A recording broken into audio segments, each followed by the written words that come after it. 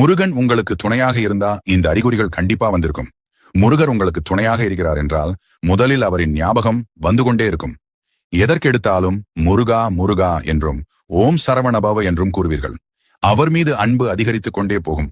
அடுத்தாக வேல் சேவல் மயில் இதெல்லாம் பார்க்கும்போது உடனே முருகர் ஞாபகம் வந்துவிடும். அது மட்டுமில்லாமல் வேல் சேவல் மயிலை அதிகமாக பார்த்து கொண்டே இருப்பீங்க. முருகனுக்கு உரிய சிறப்பான நாள் வருகிறது என்றால், அந்த நாளை நீங்கள் ஏதோ ஒரு காரணத்தினால் மறந்துவிட்டீர்கள் என்றால், அன்றைய தினம் உங்கள் மனதிலும் கண்களிலும் முருகனின் உருவப்படமோ முருகர் சம்பந்தப்பட்ட பொருட்களோ உங்க முன்னாடி வந்து ஞாபகப்படுத்தும்.